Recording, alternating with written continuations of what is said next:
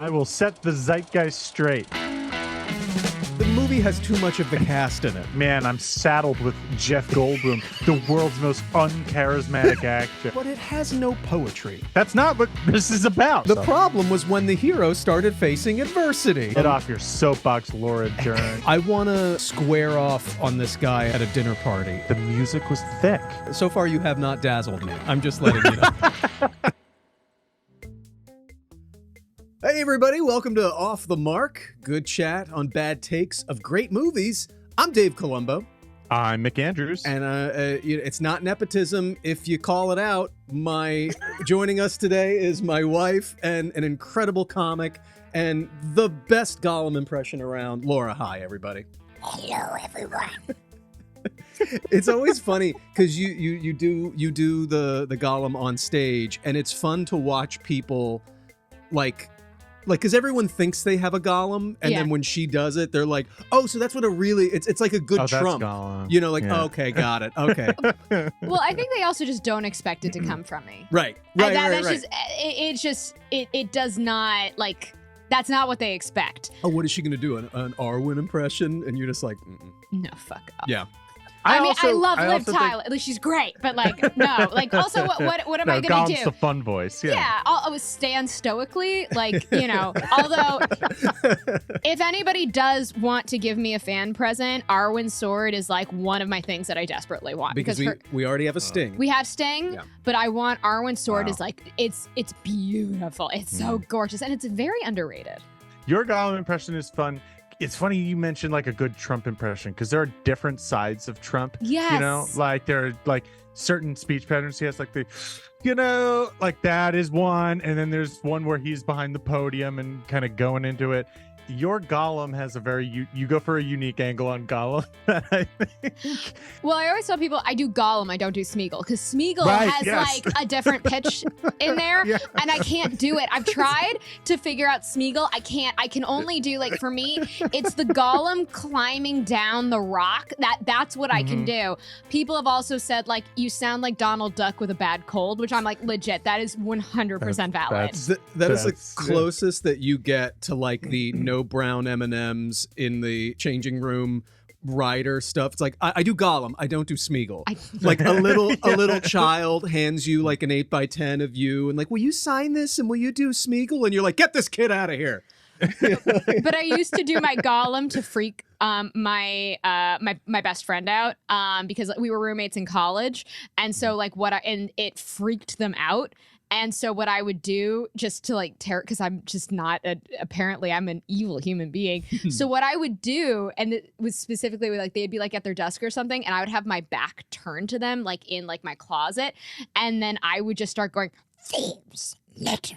Thieves, they stole it from us. And so like they're not even seeing my face. They just see me like sort of like convulsing. And they're like, Laura, this isn't okay. So now that we've gotten that out of the way, so this show, we're fascinated by negative reviews for the greatest movies of all time. Which is impossible for Lord of the Rings, but continue. I know it's going to be a very short episode. Like, no, everybody, got it. Yeah. Everyone loved it. The idea of the show is that we want to kind of celebrate the arrogance, the smugness of the old style, because it's definitely not a modern take. These critics who just have their newspaper and like, I declare.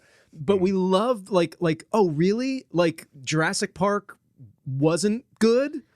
Please do go on. It's perfect. Yeah. Like it is. I'm sorry. Jurassic Park is. I don't give a shit. It is a perfect movie. So that's what we want to do with this show. So today we are going to talk about a little film. I don't even think it was long enough to be considered a full feature length film. I think it was just considered too short. Lord of the Rings, Fellowship of the Ring. Now we're going with Fellowship of the Ring because there, even by the standards of what I've read, by the time Two Towers and Return of the King came out, everybody was at least on board. Like everybody, like the negative reviews are not like, I seriously, you guys are all wrong. Like Vigo who? Like all that shit. Yeah. the whirlwind press of what the experience was already in full force. So the negative reviews were like little, but this first one where it's like, you know, you'll see it's like Peter Jackson's bit off a little more than he can chew. I don't look forward to the next two. It literally, did you guys see Lord of the Rings in theaters? Oh yeah. Yeah. Do you like, I remember watching, like being in theaters, and it was like, because it was the first of that kind of fantasy, bringing it into like this incredible cinematic world. And I remember, cause I want to say like, God, I was in middle school, maybe early high school when I had to been in middle school, maybe when Fellowship came out, and I just go, like it just, we had never seen anything like that. But also to that point, we were talking about when we were doing our Matrix episode, there is a shift in 1999 when Matrix came out, and around this time, groundbreaking when it came out. There was a shift from like, oh, the nerds have another movie coming out. Like, oh, we'll throw you Spawn in the mid to late 90s. Maybe you'll get a Blade, you know, here and then. But Lord of the Rings, because we didn't talk about it on the day, but that was one of those where it was like everything shifted from like, oh, no, we're here, and movies are going to start being made specifically to cater to a nicher fan base, and we're not in the closet anymore about it. We are coming out with our elvish cloaks on. We are all in line, you know, like we're all ready. Like this came out in 2001. I was in 6th grade at that time, and I remember I was reading The Hobbit at the time. At that point in time, I thought this whole thing was just about a group of smaller people going off on adventures, and like it just felt smaller. It just felt smaller. And then you watch this movie, and I'm like, holy shit. Anyway, I fell in love with it. It became, you know, it's the first movie I say when somebody says, what's your favorite movie? Is Fellowship. Well, I say Lord of the Rings, and people don't usually press me for like which one, but why specifically? Well, actually, in my opinion, there's actually a more important differentiation between which one's your favorite. Is, are you an extended version person or not? 100% extended version. Yes, person. you are. That to me is the most important question. I'm also an extended version person. In sequence, and preferably in one sitting. Yes, I like take a weekend. I turn off my phones and I watch like 19 hours of Lord of the Rings. If you want to give me a birthday present, that's what you do. Okay. Like, you make sure you get me takeout. You warm up my slippers, and you're like, no one bothers Laura for the weekend. I'm just like sipping coffee, walking by like a closed door, and I just see the light coming from underneath, and it's like, and I'm like, she'll be fine for about 9 hours. She'll be great. Honey, you all right? Shut up. Okay, all right, I got it. Well, real quick, I am the blasphemer. I have not read the books because I didn't grow up with The Hobbit. I never read it, so I didn't have that like liaison. Shame. Like, I didn't have that like, ooh, let me read more as I get older. And I did, after the movies came out, try to go back in my like mid 30s and read the books. But I swear to God, when you have like a day job, that first couple of chapters of Fellowship, where it's like, there's many schools of thought on the hobbits, and I'm just kind of like I gotta go to bed. It's not like, it's something where like it works if you're in your teens or 20s and you don't have anything to do. You can kind of get through it. It was December 19th, 2001. I'm sorry, I can't hear you. Your frosted tips are too loud. It was a very different time. I don't know if you remember where you were. Britney Spears and Justin Timberlake taught us all how to love. Heath Ledger was doing his magnum opus that I don't think he ever overcame in that little movie, A Knight's Tale. And okay, hang on. I love that movie. It is such a good. I love it too. And also, like, Heath Ledger will forever be my celebrity crush. That's true. Okay. All right. Fair enough. On a budget, this is what I found Did on you box watch office. him dance in A Knight's Yeah, Tale? I know. Yeah, It's I saw it. I was poetic. there. I saw it opening night in the movie It's theater. Golden Years by Bowie, dude. In the middle of medieval times. You're right. You're right. Turn your brain off. Yeah, Let's have you're right. fun. I should have known. Fun. I should have started writing that joke and then gone like, "There's a Bowie song in there. He's not gonna be on my take side." the I'm bait. sorry. I will not stoop. All we're doing is talking about perfect movies right now, and Right. I will refuse to hear any. I'm just saying his performance in The Dark Knight was slightly better. Is that okay? Okay, no, Can I say that? no. Okay, here's the thing. No. Here's the difference. One, it's two. No. We're pausing this Okay. now. It's two completely different movies. All Okay, right. but I think it shows you the brilliance that is Heath Ledger, because you had Knight's Tale, which he was delightful and charming, and he gave heartfelt performance in Knight's Tale, and then turned everything around and did the fucking Dark Knight. Like perfection. For more of this conversation, be sure to check Laura and I's new podcast, The Ledger, where we discuss in depth all Okay. the hierarchy. Dude, I can do a whole podcast just on Heath Ledger's dimples, okay? Don't challenge me. Fair enough. So now I know they made all three of them at the same time, and the budget. Brilliance. It's kind of hard to figure out what the budget was for just the first one, but Box Office Mojo said $93 million budget. So I don't know if they cut it up or they figured out what it is. It made $316 million domestically and $582 million internationally for $898,500,000. So Fellowship came out. It was number one at the box office, followed by here's what else was in the theater. I love doing this because this is crazy to think about. Great, yeah. When I think now of like how few movies I want to go see in 6 months, it was number one, followed by Ocean's 11, Harry Potter and the Sorcerer's Stone, and Vanilla Sky. Holy. All right, we've done one from this publication before, but this is the Christian Science Monitor, December 19th, 2001. This sounds good. Good source. The first installment of the long-awaited Lord of the Rings trilogy is an all-around disappointment. Oh boy. Not that director Peter Jackson and his team didn't try. The movie is long, about 3 hours, and crammed with carefully crafted sequences based on the characters, places, and adventures in J.R.R. Tolkien's legendary books. The acting is... Can we just stop there for a sec? I do appreciate starting by going like, well, they tried. And They you tried. can tell they tried because the movie's long. right. The movie is long, to its credit. That sounds like my passive aggressive aunt already. Like, I already hate it. Yeah, I'm yeah, already just like, oh my God, you were on stage. That's all I hear. The play You was talked very for so long. Yeah. All by You yourself? wore that costume so well. You memorized a lot of lines. Yeah. I already hate it. I already hate it. All right, well, here we go. The acting is generally good. Okay. And special effects fans will love the sword-swinging showdown near the end. If you're a fan of special effects, that shit would not fly in a modern YouTube movie critique.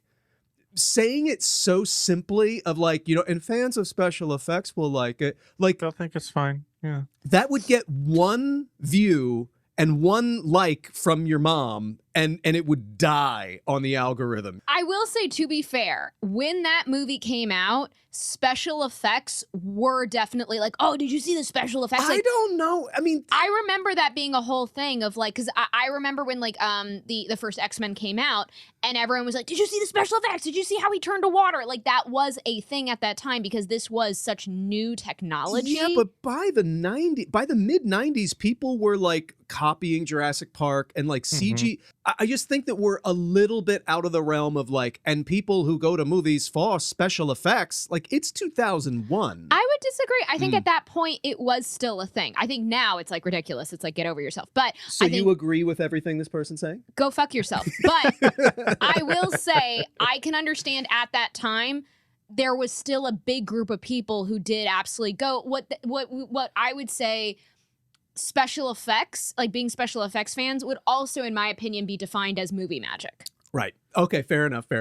If If that's true, and I agree it's true, you wouldn't say that the ending is really like the entire movie's a masterpiece of that kind of stuff. Right, Like, right. the forced perspective in order to create the hobbits. Boy, like, there's some in real terms of movie their magic at the size. very end, you know? Yeah. Like, yeah. The fights in Moria, the Balrog, like all of that is insane. And to reduce it to like, well, I guess that fight in the forest was pretty cool. If I remember correctly, it was though, groundbreaking. I think what the- he did. the it was Balrog- groundbreaking. I thought the Balrog was all practical. I thought that was a guy in a suit. Yeah, that's another forced perspective one. Just they found this Ian, one guy. Ian McKellen was about 1.5 miles away in order to get that shot.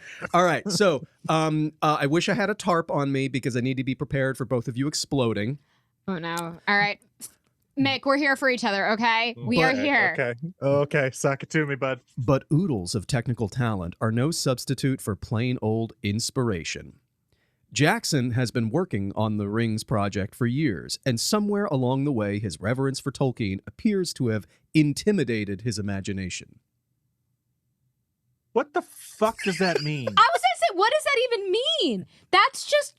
Did he just do a word jumble and just was like, and what words? Inspiration? Nope. Like that doesn't make sense. No, Peter His Jackson reverence for Tolkien intimidated too much. his inspiration. When I watch Fellowship of the Ring, I'm watching a filmmaker who is clearly too intimidated to let his inspiration run wild.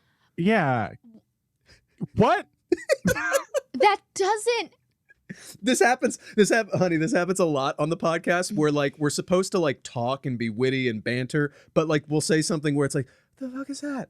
What is that? What does that even That mean? was the biggest. Okay, that is the biggest. That person who wrote that review, I've never heard put into language a bigger smell your own fart. Mm-hmm. Mm-hmm. That's what that sentence was. It was just I imagine that person is in a black turtleneck Yep. with very small little glasses, sipping some wine that he paid way too much for with a cat. We decided And he just was like intimidated by reverence. long Like that's ago, Mick and I decided that the voice we hear in our head is Bill Maher. Every time we're reading one of these, Okay, people. if this is your thing, if you like special effects, Listen, new rule. if this is your thing, oh, that is perfect. I'm Yes. sure it'll make money. It's often said that second-rate books make the best movie adaptations since filmmakers aren't afraid to twist them into new cinematic shapes. Jackson illustrates the other side of the equation, plodding in the master's footsteps when he should be taking Tolkien's ideas into exciting new realms of sight and sound. Wait, I think he wants Aragorn in a leather jacket. That's what he wants. He's like, yeah. why didn't you hip it up? Why didn't you mod it? It's 2001. I mean, to be honest, I actually would love to see Aragorn in a leather jacket. I Why wouldn't isn't hate that. Frodo wearing a hookah shell necklace? Like, come on. His knock on this movie is the books are so good that Peter Jackson wanted to faithfully recreate. And that was the book. problem. Yeah. That Because- was the problem. You Why didn't- didn't you do something that was not certainly good? Like, You know what? Why wasn't there a dance scene to really jazz it up a bit? You gotta reinvent. Arwen is a prostitute, right? Okay, so and Frodo yeah, like this is an finds her inner inner city. Frodo is like this kid on the streets who just needs to be given a chance, but he's got this cool beat. Yeah. The One I Ring would is see his West Side Story version of Lord of the Rings. I'd watch the shit out of that. 100%. Oh my God. Instead of launching the picture with a burst of excitement, I want everybody to remember what the beginning of the Fellowship of the Ring is. I mean, we map it out. It's the map. Jackson instantly bogs down in a wordy introduction, giving more background than you need or want so early in the story.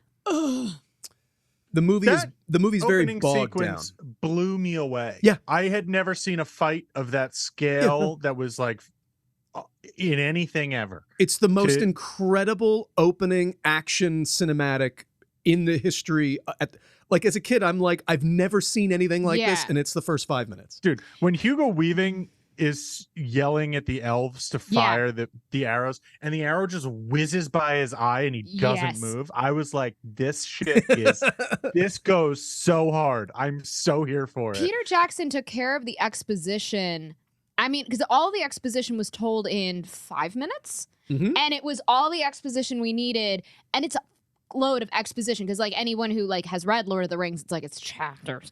And and it's just Gandalf sitting at a fire, like throwing this shit at Frodo. Like that's it was, and the rest of the brilliantly portrayed.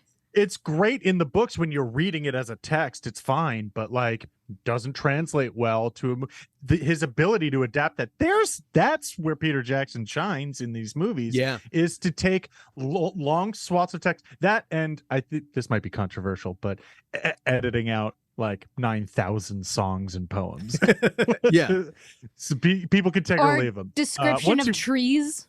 All right, hold on. Things get worse when you arrive in the Hobbit-inhabited Shire a few minutes later. It's meant to be charming and gentle. Instead, it's boring, bogus, overflowing with cliches, and largely humorless, despite stabs at quaintly old-fashioned comedy. Okay, the beginning's bad. Of the movie. Yeah, no, the beginning's really bad, and then when you get to the Shire, it really gets worse. I have feelings. Yeah. I have this urge to just cover all of the Hobbit's little ears to protect them because the Shire is perfect. The Shire is perfect. All I think about as I get older and older is like, no, that's my retirement plan. Is the fucking Shire? 100% think the same thing. Yeah. All I want is to be that, in the Shire. or like when I die, I want to go to the Shire. I don't want to go to heaven. I want to go to the Shire. And as I get older, like when I was a kid watching Bilbo like leave, I was just kind of like, why the fuck would you do that to your family? As I get older, I'm just kind of like, oh, he just pieced out. He was just like, bye everybody I've ever met. Like as the closer you get to middle age, you're just like, I mean, I would never do it, but I get it. As your wife, I do find this concerning. You come with me. Oh, thank you for allowing me, sir. Thank you. Yeah, if you're in the house when I leave, I guess you could come. So there's more to this review, but it's all kind of like blah blah blah blah blah. But then in the end, he goes, "If Jackson had translated his achievement onto the screen, I'd be the first to celebrate. But he has come up short, and since the other two Rings installments were produced at the same time, at a total cost of almost $300 million, they're unlikely to save the series." He failed on the first one, so I mean, I don't think. Yeah. I'm willing to pre-review the next two movies. Yeah. Jesus Christ. I don't wish harm on anyone. I really don't. But I just really hope that this one, like this, I want this person, like when they're driving, to like always hit red lights. Like, you know, when you get like that, like drive of just green lights and you're like, yes, I never want that to happen to this person. Yep. Ever. I wish a lifetime of minor inconveniences on anyone who doesn't enjoy this movie. I mean, it's the name of the show. We're just completely missing all the fun parts of it and going like, well, I guess that final sequence is fine. It was like the one, you know, kind of cookie they threw the way of this movie. It's just like, to hate the Shire is like, I don't even know what to say. Tolkien wrote it deliberately to evoke this feeling that it's what you think of when you hear the word idyllic. Is the Shire. Like it's safe and warm and happy and bright and pleasant. And he's just like, or she, they are just like boring. Snooze. Next. This next one is from a certain TV show. We're not naming the names of the reviewers in this, but this was from a show that you may have seen. That's name was the equivalent of saying located in the cinema. You can do your own research if you want to know. The Fellowship of the Ring is an epic in every sense. It is a marvelous looking movie with jaw-dropping sets and impressive special effects, but it repeats itself too often and drones on for nearly 3 hours. It repeats it. What is it repeating? Yeah, where does it repeat itself? I think that it's kind of like when Aragorn walks and sees the sword in pieces. What we're watching is the character arc of him, you know, thinking about reclaiming his right as king and like his lineage. But like to someone who doesn't care about the lore, it's like, oh, you're bringing this thing up again. You know, I think that's what he's. I mean, again, let me keep going. Tolkien's Lord of the Rings books have enchanted tens of millions of readers, but as a movie, Fellowship of the Ring gets bogged down and under the weight of all those mystical speeches and self-consciously quirky characters. Yeah, you're right, So- Dave. This person does not give a shit about the lore, does not give a shit about the world that was being built or the effort that you need to take as a movie director or a writer or anyone involved in a movie production. It's just a to bunch of goofy translate characters. a book into compelling characters on the screen. You need to give them backstories and motivations and drives and arcs, and like Aragorn needs to start at a point where he's trying to live down his lineage's past. But to this person, it's like, who gives a shit? I want to watch bows and arrows and swords and monsters. I would get the sense that this person just wants a popcorn movie and isn't into like world building, which is like legit. You don't have to be, but then you shouldn't be writing this review if your review is going to be very biased. I was always impressed with how you can have, lofty, what is it? Mystical monologues, whatever the guy said, and work it in a way where it's compelling. I enjoy the council scene where they are trying to figure out what the hell they're going to do with this ring. Yeah. It's a great scene of like, you get every perspective, you immediately understand characters you've never met yet. I think it's phenomenal. No, but according to this reviewer, a bunch of self-consciously quirky characters. Everybody is self-consciously quirky. How can you be self-consciously quirky? Like what does that mean? I mean, that reads I to think me... it's like they know that they're short. I don't know. Like the hobbits like know they're small. Yeah, that reads to me they're smaller like, than most people. That reads to me like Gandalf like doing a spell and going like, "Is everybody okay with that? I know I didn't let you know I was about to do that. I didn't mean to step on anyone's toes. Yeah. If you were going to do something. Did somebody else want to like light the way with their staff? No. Okay. All right. I don't want to impose. Like it just everybody do snaps if they're okay. I think what they mean is like the characters are overly comical and broad. Like, I mean, Gimli, like, I'm a dwarf. See that's the thing that I when I was I'm gonna bring when I was in theater school and receiving my degree. One of the things that I was really taught and hammered into me from my teachers is that the trick to doing drama is you have to find the comedy. Because that is how real life works. If you want to add in humanity into any kind of script, into any kind of performance, you have to the words are going to do the work. It's going to be dramatic. Don't worry about it. But find the humanity, find those little comedy moments, because us as human beings, we do that naturally. And that is why Lord of the Rings is, in my opinion, so brilliant, because it doesn't handle itself like a Greek tragedy. It allows for that human connection of that, like, little nod, little wink for us to have those little funny moments. Yeah, I totally agree. And so when I think of like self-conscious quirkiness, what I was thinking of is, Gimli always talking about the differences between dwarves and other kind of races.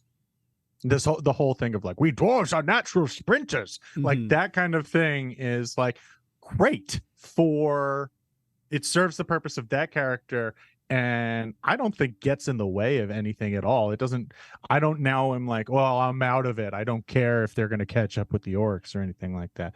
I don't know. But the fact that, he's saying, we dwarves are sprinters it's adding a little bit into the dwarf culture. It is adding into their life and like how it's giving them more levels instead of just the surface level. Also, I don't know about you because you have a Frenchie and we have a pug. All I hear is when like our dogs, because they're essentially cousins, like run around and they're zoomy, and then crash. All I hear is Gimli saying, "We dwarves are sprinters," because that's what our dogs.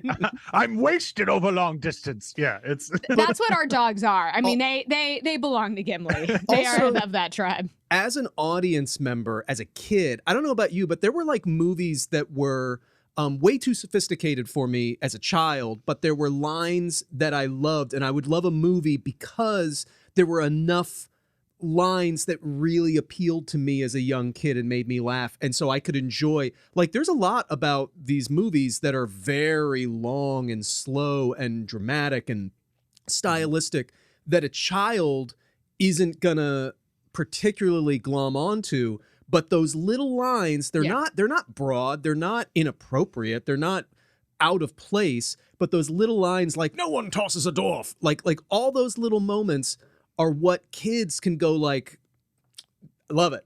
And make them fun. love the movie so that when they get older, they can appreciate it for all of the other reasons. Can I tell a quick John Rhys Davies story? Because we're talking about how much we love him. I'm going to watch Lord of the Rings after this, by the way. Yeah. So John Rhys Davies, have you ever seen Sliders? Sure, yeah.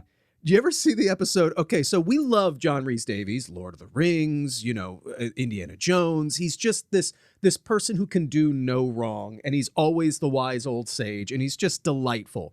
There's an episode of Sliders, if you haven't seen the show, it's like Quantum Leap, where a bunch of people are like bouncing through different dimensions, and John Rhys Davies plays like the older, like, oh, I'll tell you, and he's really kind. He's like a teddy bear.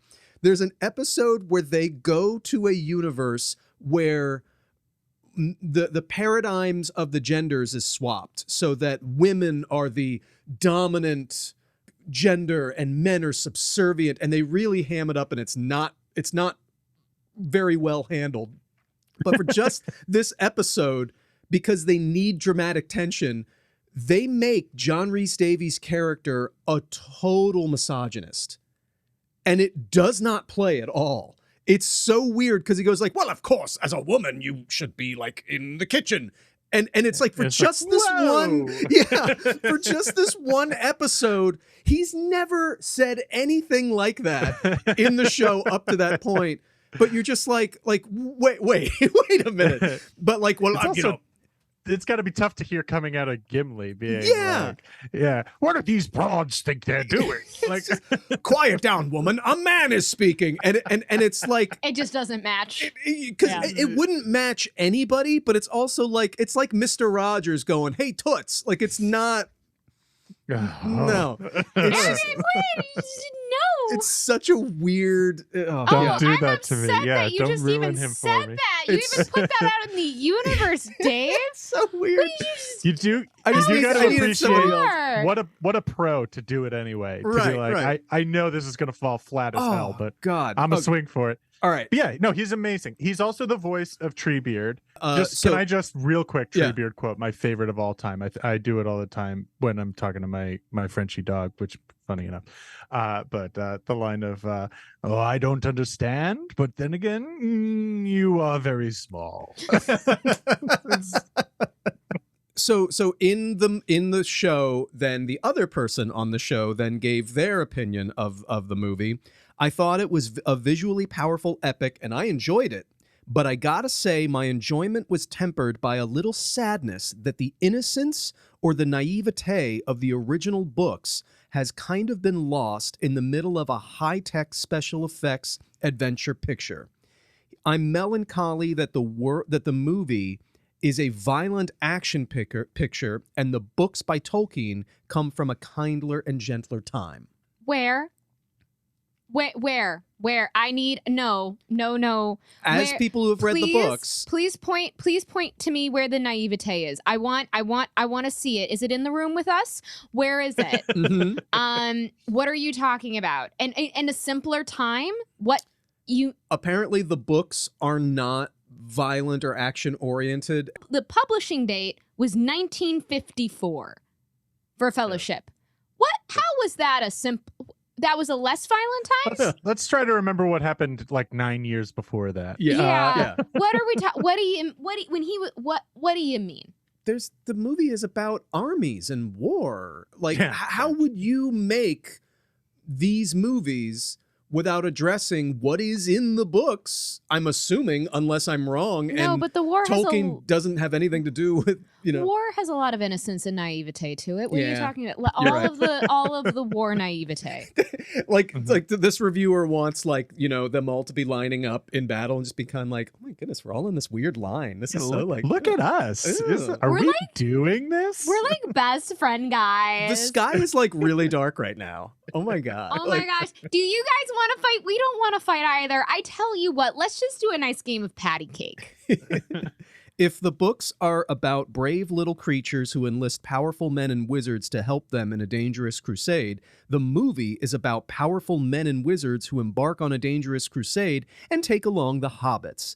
That is not true of every scene or episode, but by the end, Fellowship adds up to more of a sword and sorcery epic than a realization of the more naive and guileless vision of J.R.R. Tolkien. Laura, having read the books, do you remember them being like from the perspective of like Frodo wants to do this and Gandalf reluctantly agrees to help? I do not remember it being that way at all. And the whole point of it's okay. The whole point of it is to basically not the whole point, but a big part of it is it doesn't matter how small you are, or you can make a difference. You can save the world. It is about empowering everybody and showing like how important it is for you to involve yourself in the world. And this all affects us. And it is about the hobbits claiming their power and realizing that they have an impact. Yeah. 100% that they matter. I mean, they matter. I don't know if this is something I've read somewhere, so someone please correct me if it's apocryphal, but I've read that Tolkien always considered Sam to be the hero of the books. That he is the character. He's the one character that is never tempted to take the ring or like considers it, when he like every other character that touches the ring is tempted to keep it, and he's the only one who freely gives it up. He literally carries Frodo in the movies. He carries Frodo through into Mount Doom. He is supposed to be the person we see as the hero, the pure hero. Sam is that constant reminder that in the end, the most important thing is to be a good, moral, ethical person and to be that good friend. And Sam immediately clocks Gollum for what, or Smeagol after for what he is. He 100% sees right through all of this shit. And yeah, he is the embodiment of the power of friendship and being pure of heart. He is like the Arthurian ideal of a hero in these movies. But of course, there's no naivete on the screen in these movies. There's no lofty ideals here. We don't see that represented at all. Sam brought salt with them on their journey so that he could have a little bit of home in order to maybe make a roast chicken. Yeah, no naivete or innocence whatsoever. Whatever. All right. Rationing for the journey home, man. Just that idea of being like, this is not a one-way trip. Yeah. Okay. Here's the last one that I want to read. Break my heart. This is from The Standard. Peter Jackson's 3-part work is a visually impressive achievement, but utterly, utterly uninvolving. Uninvolving of what? We're not told. Okay. Like many A-list filmmakers today, Jackson appears to not go to see other people's movies. Had he done so, he'd have realized that plenty of recent fantasy epics are every bit as stupendous looking or as pretentious as his own. Okay, what other fantasy movies were the fuck coming in? I know. What? Honey, that's the vibe that I feel all the time, which is like, what else came out around this time that you think is comparable in any way, shape, or form to the Lord of the Rings trilogy? What came out where you were like, it's been done? Also, How the Grinch Stole Christmas? Yeah, no, that epic in scale and as pretentious as the Lord of the Rings. Just as pretentious. Jack and the Beanstalk, the real story. Oh, Bedazzled. What they don't tell Bedazzled. you. Bedazzled. You're right. Bedazzled. Okay. Yes, there it is. There it is. It's okay. You got to think on the set of Lord of the Rings, someone should have leaned over to Peter Jackson and gone like, Bedazzled already did this. Yeah, this has been done. I mean, to be fair, that is the one misstep that Peter Jackson did have is he did not cast Brendan Fraser. That's true. I will Sure. say that was the one mistake. Jackson appears to not go and see other people's movies. How do you get that? How do you watch Fellowship of the Ring and go, this guy doesn't watch film? He probably doesn't watch movies because he spent the last 8 years putting this one together. That's true. You can't blame the guy. Like, I'm sorry. He was busy. He's too busy creating. He's too busy making one of them. bringing He doesn't Lord of the go Rings sit to life. in the movie theater. He's Oh not a my movie God. critic, you idiot. Here we go again. The trouble is, much of the same sort of battle scene repeats itself every 20 minutes or so. It was the first time these battle scenes were ever done. It was the first time these battle scenes were ever done this way. Only the environments and the monsters inhabiting them are changed. Technically wonderful, yes, but oh so monotonous. You've never seen this. You've never seen But this. also, You've like, never seen this before. He's essentially saying, like, it's just the same thing every time. There's just different characters and different things happening, but it's the same thing. Yeah. In the strictest sense of like it's a fight. There's an action scene, and then sometimes it's a different character, sometimes it's a different weapon, sometimes in a different location, sometimes they have a different action that they're doing. But sometimes different things happen. Yeah, sometimes different but- people die. only It's complete character development and arcs for these evil creatures on how they were born, created, manipulated, their costume, their lore, their look, what they do, how they attack, how they fight. Sure, yeah, that's fine. all right, here's the last line. Oh wait, can I give my favorite Lord of the Rings fact? Yeah. Okay, do you know how they got the orcs to have that gooey look on them? Oh, what's that? KY jelly. That's awesome. Really? Yeah, yeah, it's all KY jelly on them. Somebody That's one of my favorite facts. Somebody in a New Zealand trailer just kicks it open, just some PA, and he's just holding just this giant tub of KY jelly, and he's like, "Oh, we're filming the orc scene today." Relatedly, my personal favorite thing is that first, Christopher Lee plays Saruman. He is the only person to work on these projects to have met Tolkien. Read the books every year of his life until he died. Yeah. Was an enormous fan, and apparently would, like, while in full makeup and character, walk around the set and point out like minor continuity errors and like I inaccuracies love to the him. books, I just love to that. ensure that they are as book accurate as How possible. do you, as like the continuity supervisor with your binder, walk by Christopher Lee and go like, "Is the Gollum voice right?" Like, how do you?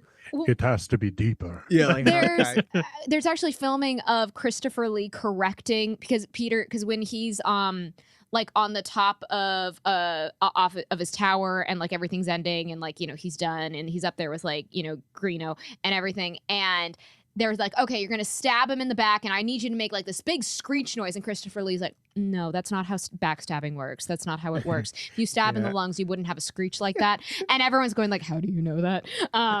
He was like a foreign services guy, Yeah, right? yeah, because he was. Yeah, He knows what it sounds like when someone's air leaves their lungs through their back. I love the idea of him Like- just going like, "That's not what happened the last time I killed a man." Yeah, and that's like my favorite thing, and I'm like, good for you. Yeah. Good for you, Chris. Okay, here is the last line. The big opening battle sequences on the plains of Mordor, which establish the ring's evil powers, and Frodo's lethal duel with a clumping, club-wielding, digitized cave troll in the mines of Moria are well done, or as well done as they were in Planet of the Apes and Lara Croft Tomb Raider.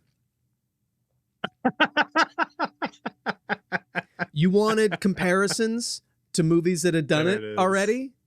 Okay, one. Planet of the Apes, Lara Croft Tomb Raider. Okay, well, one. Wait till the next movie, and then you see the Battle of Helm's Deep, so you can go fuck off. But we've never seen that. Who in their right mind watches what Lord of the Rings, Fellowship of the Ring is doing and goes like, I mean, I've seen it. The closest that we ever had that came out before that, because Harry Potter and the Sorcerer's Stone did come out before that, and we did have the scene with that mountain troll, but it's completely different. And Peter Jackson, it's a lot better. Yeah. The effects are better. The fight scene is better. It's a little bit more epic. So it's like that would be the literal closest comparison that you could have, and it's significantly higher quality. Yeah. That's a really good point. Yeah, it came out. I think they came out. You said they came out the same year. Yeah. I think Sorcerer's Stone was before, because It came out before, but they were both in theaters at the same time. But it's a 1-to-1 comparison, Laura. You make a great point. Like, it's a fight with a troll. Like, which one looks better? Like, there's no question. Yeah. There's no question that it was Lord of the Rings.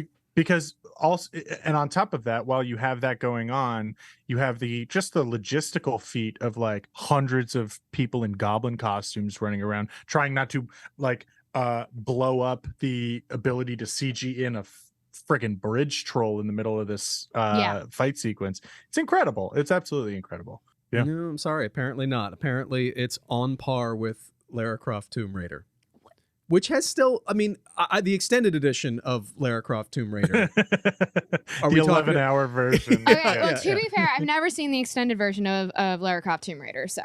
What do you think of, because there was one review that I found that was negative in a magazine, and then years later when The Hobbit came out, they did a review of The Hobbit in which they said it's better than Fellowship of the Ring.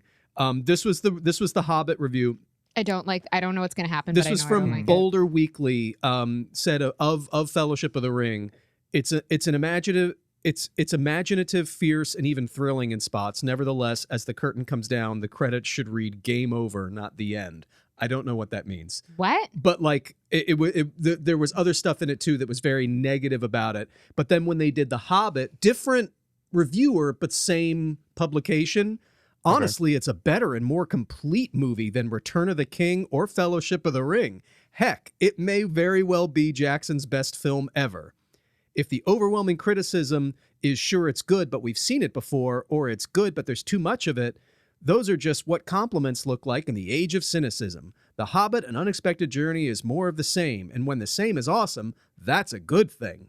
So, like, kind of like going back and retroactively going, all right, like, so that person's niece was in the movie. That's what I got from that. What do you think about like a publication, like not the same reviewer, but like talking about the fact that something was a phenomenon and that everybody loves it and that it's great, but like, dude, your original review 10 years prior or 15 years prior was not like you don't get to go like, and of course we all know the phenomenon that this all became if at the original review you were like meh, meh. Yeah, I don't like that. I wish some of these publications would issue retractions and be like, well, a lot of these, like, when we got this one wrong, this movie's a masterpiece. When we've tried to do the research, I know you've had the same experience. A lot of them are like, Rotten Tomatoes will be like, do you want to read this full negative review? And you click on it and it goes like file not found, because they're like, oh no, delete. Where 100%. It's like a lot of them try to hide it, but I just think that there should be continuity within a publication, even if it's not the same person. You went out as a publication and said this movie blows, and then a decade later, to that point, God bless Rotten Tomatoes, by the way, for like keep holding people accountable. Being like, just to be clear, the San Francisco Bay Chronicle thought this was a pice of shit. Right. Do not, and you're not going to be able to find it online you won't find anywhere else. But we know, now you know. Yeah.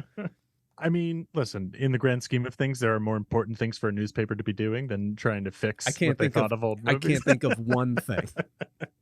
But to your point, if you're going to review something that is like a sequel or an add-on or a spin-off or a prequel, something related to a movie you already panned and you now think it's great, you should acknowledge that. I think it's the basic responsibility of a critic to at least acknowledge when you made a mistake, or acknowledge.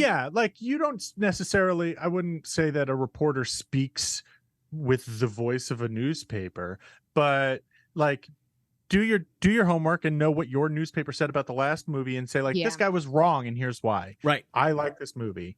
And I think this is more of the same, and that's a good thing. Also, as a paper, 2 for 2, Fellowship of the Ring, I don't need to see anymore. And then The Hobbit comes out, best movie he's ever made. Yeah. Like that's 2 for 2. Your taste is definitely, it's like, I guess I would sort of go like, you shouldn't be reviewing these. This is not your ballpark. Yeah. Like, this is isn't not your bag. thing.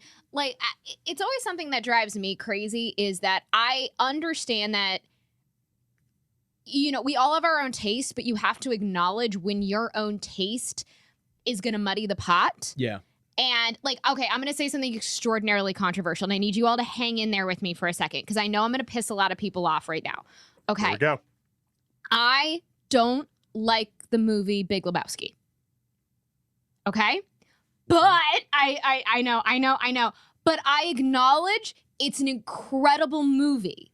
I fully acknowledge it. It's just not for me. Not for you. Fair. But I understand. You get it. I get it. I watch it and I'm like, I totally get it.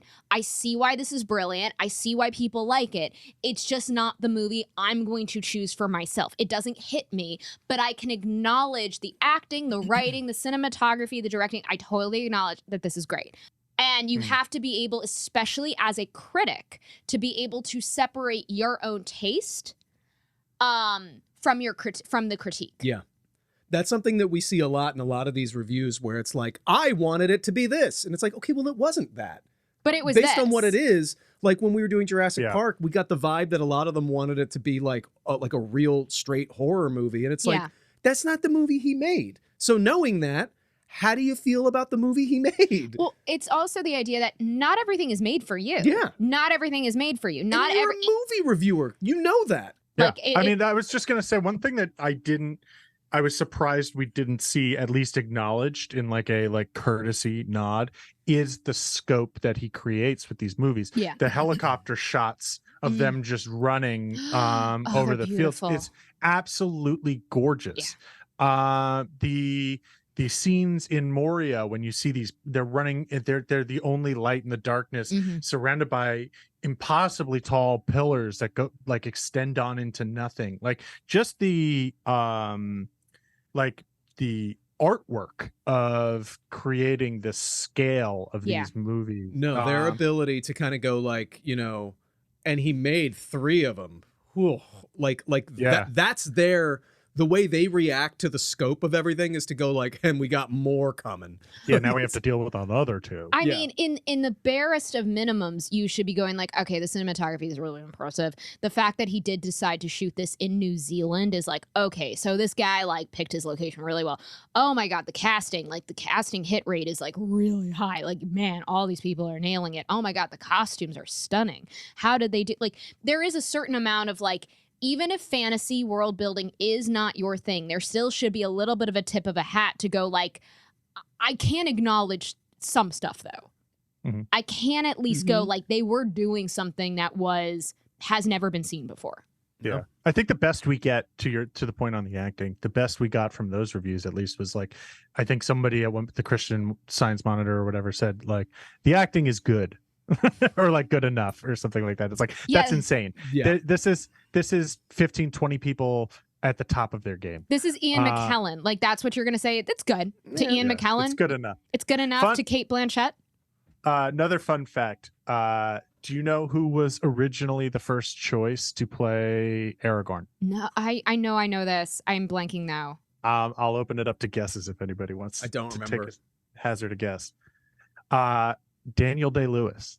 Nice. Oh. What a different movie. What an interesting thought. But like the more I think about it, I'm like, there's no world in which it's not Viggo Mortensen. Yeah, I'm just Viggo imagining. is right. I'm just imagining Daniel Plainview going like, Yeah. "Are you frightened? Not nearly frightened enough." I am Isildur's heir, not Isildur himself. My fate is my own. I light the beacon. I light your beacon. Gondor calls for rain. I would want to see it. Like I kind of would like. Can we just like do some test scenes or something, just so I can like kind of get like a little bit of just like a taste of what that would have been. But That's yeah, no, that was Legolas, what do your elfin eyes see? Okay, so to close us out, I'm going to read 3 1-star reviews for Lord of the Rings Fellowship of the Ring. One of them is fake. One of them I wrote. Your job is to figure out which one is the fake one that I wrote and which are 2 real 1-star reviews for Fellowship of the Ring. Are you ready? Bring 2 it. reviews and a lie. 2 reviews and a lie. I love that so much. These are so poorly written, it blows my mind. Okay, number 1. After watching Lord of the Rings and cursing as it was the worst movie of the year, I decided to take a look at the books to see what the fuzz is all about. Well, the reading of The Fellowship of the Ring made me reconsider my opinion. The movie, it's caps a lot worse after reading it. I liked the book, but it will not be on my favorites list. Okay. Okay, so that's number 1. All right. Number 2. Sorry, but I've seen this before. Oh, no. It's actually, sorry, but I have this before. All of it. There is absolutely nothing in this film that is new and in fact seems in places like a cut and paste job from other movies. Sleepy Hollow, Jason and the Argonauts, First Night, Camelot, Willow, The 10 Commandments, and so on. Sleepy Hollow. They're all my God. represented here, and some of the shots are identical to shots in those movies. And no, I didn't cry because all the characters are so unlikable. I swear to God, David, if you wrote that, I'm going to be really upset. See, I will not speak to you for the rest of the day. Dave, what I love about that one is like that's such a weird mix of movies that you absolutely would have done that just to mess with. Like Jason and the Argonauts and 10 Commandments is such a deep cut. And then, Oh, that's such a Dave move. and then, Okay, go ahead. so on, like at the end of it. And then like, yeah, take your pick. So that's number 2. Number 3, I can't recommend this for anyone who isn't already obsessed with the books. I'm supposed to care, but instead we watch them sit and catch their breath over and over, which is not a movie. The effects were good. The effects were good in some scenes, but I wish it was way faster and had an ending. I think you wrote the third one. Oh. I think you wrote the third one. I'm leaning number 3. I also feel like see what all the fuzz is about is a definite Columbo red herring.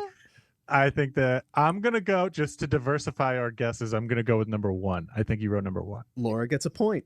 I wrote the third one. Okay, here. Can I tell you how I knew? We need to know what all the fuzz is Because it was about. coherent. That was totally actually yeah. But do you want to how I knew? Yeah, how'd you know? Because you didn't slip up while reading it. Oh, fair enough. So Fair I'm just enough. letting you know. Make sure that Yeah, that was how I knew. Insert mistakes. in Insert your reading. mistakes. Yeah. I But you love- are you. But that was the I would say that was the most coherent. I love, and no, I didn't cry because all of the characters are so unlikable. That's also another like That's a trope. just where for it's like, anyone keeping score at home. I didn't even cry once in this movie. to answer your question, I'm real no, mad. I didn't cry. Yeah. I know what you're thinking. I know what you're thinking. This baby cried during this movie. I'm a big boy. So I made it all the way through. So I know, to wrap up, Laura, I know you said you wanted to watch Fellowship of the Ring. You want to watch Lord of the Rings. Have these reviews changed your mind? Do you need to reevaluate where it stands?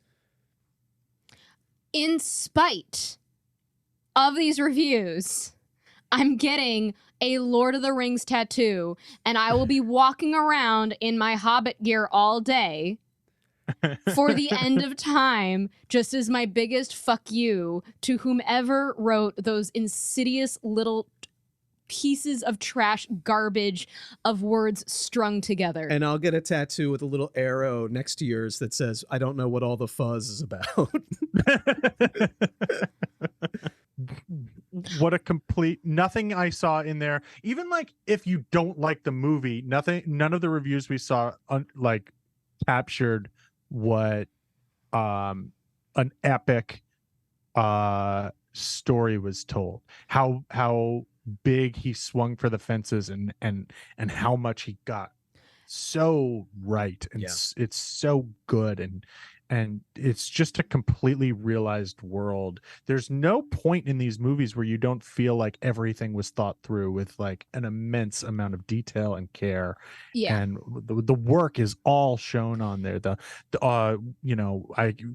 any discussion of this movie needs to include a acknowledgement to the Weta Workshop and how much the years of effort they took making swords and helmets and all the stuff that is actually shown on the screen. It's Everything unbelievable. that is introduced in the movie, every set piece is the best version, like Shelob, best like live action spider that you've seen in a movie, like the Riders of Rohan, like everything that they introduce that they try to do is then like, I've never seen it done that well. Did you know that the Riders of Rohan, most of them actually were women, that they glued beards on, and most of them, and they were all like professional horse riders.